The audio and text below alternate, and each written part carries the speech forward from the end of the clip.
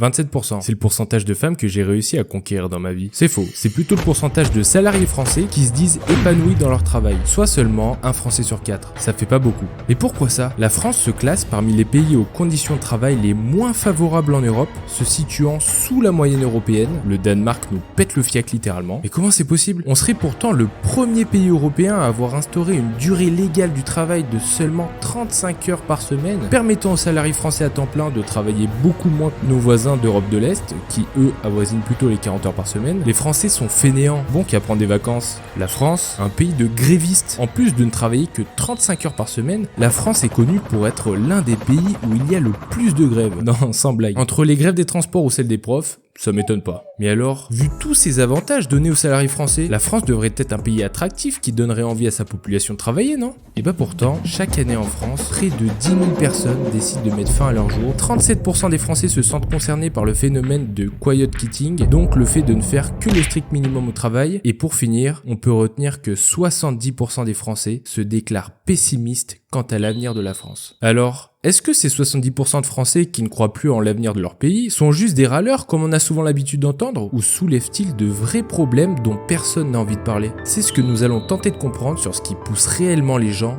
à ne plus vouloir travailler en France, et vous allez voir qu'il y a même des lois qui vous feront à vous aussi poser des questions. Lui, c'est Thiago, 25 ans, célibataire avec des grosses couilles. On peut se passer de ces détails, je pense. Il gagne 2200 € net par mois dans la ville de Marseille. Alors, selon vous, c'est possible de vivre à Marseille avec 2200 € net par mois? Globalement, un loyer à Marseille pour un appartement au centre-ville, faut au moins claquer entre 700 à 1200 € par mois. Donc faut payer l'électricité en plus, la mutuelle santé, la bouffe, l'assurance voiture qui coûte bonbon, l'essence, l'assurance habitation, les abonnements internet pour regarder des films, les abonnements Netflix et autres, abonnements à la salle de sport ou à des activités, les frais de loisirs, les achats de vêtements, les restaurants, etc.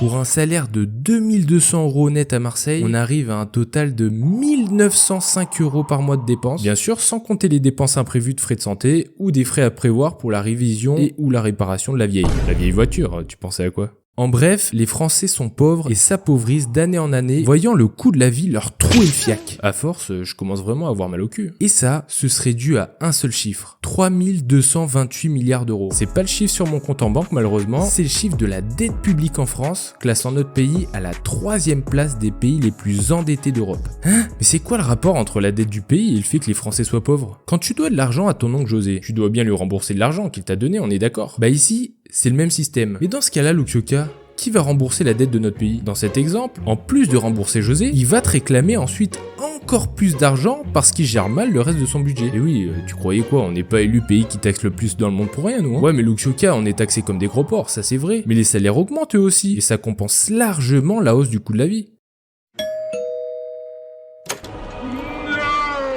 Par exemple, en 2023, une augmentation salariale moyenne de 4,1% a été surpassée par une inflation de 4,9%. T'as sûrement dû en entendre parler, il y a quelques semaines, il y a une loi qui a été votée pour faire payer toujours plus de taxes aux petits entrepreneurs de la classe moyenne en abaissant le seuil de TVA à 25 000 € de chiffre d'affaires par an. Bon, pour te la faire simple, taxer encore plus tôt les petits entrepreneurs pour gratter tels des myocastors les quelques sous par-ci par-là qui restent pour remplir les fonds de caisse du gros José qui gère mal son budget. Voyant la colère des petits entrepreneurs, cette loi a été suspendue pour le moment, alléluia, ce qui veut pas dire non plus qu'elle n'arrivera pas un jour ou l'autre. Cette loi elle a forcément ses limites et pourrait ne faire qu'enfoncer encore plus le pays dans la pauvreté. Pourquoi? Parce que si dans ce cas de figure, les petits entrepreneurs doivent payer toujours plus de taxes de plus en plus tôt, voyant qu'un chômeur ou un mec qui touche le RSA gagne presque autant qu'eux à la fin du mois. Alors, à quoi bon travailler? Mais Luxioka, je m'en fous moi des petits entrepreneurs, je suis salarié, en quoi ça me concerne? Et puis entre nous, ceux qui créent véritablement de la richesse, c'est les salariés. Ce qui est totalement vrai, c'est que les entreprises ne sont absolument rien sans les salariés et vice versa. On est tous dans une sorte de grande roue. Sans salariés, pas d'entreprise qui tourne,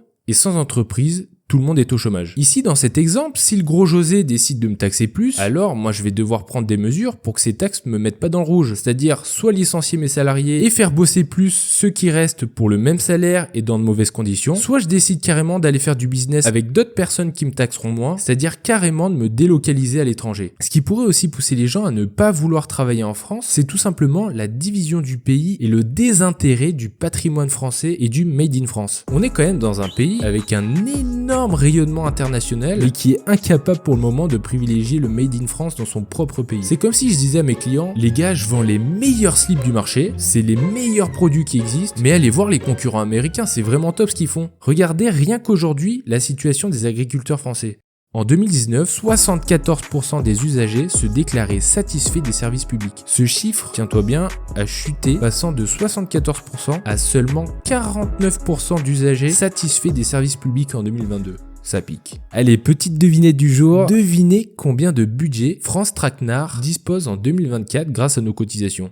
Quoi, on donne 20 millions? Petit joueur. 500 millions? Oh, bien plus. 5 milliards? T'es encore loin, hein. Environ 40 milliards d'euros. Je connais quelqu'un qui cherchait carrément un poste de médecin généraliste. France Traquenard lui ont proposé un stage chez la gendarmerie nationale. Et la cafetière, est-ce que j'ai vraiment besoin d'en parler? C'est censé être un service qui propose des aides financières pour les Français les moins aisés. C'est le seul service qui donne rien aux personnes qui en ont vraiment besoin, mais qui viendra toujours à la fin te demander de la thune, comme ton bon vieux pote, alors que toi, t'as rien demandé dans l'histoire. Aujourd'hui, on voit quand même de plus en plus de Français, comme moi par exemple, qui sont agacés de voir leur si beau pays partir en couille et préfèrent quitter leur maison plutôt que de lutter contre ça. Quand t'achètes une maison, c'est ta maison, on est d'accord. Quand quelqu'un vient saccager ta maison et la squatter, est-ce que c'est pour autant sa maison à lui? Même si, de nos jours, on préfère défendre l'indéfendable plutôt que d'aider l'oiseau sage du perchoir. Quoi ?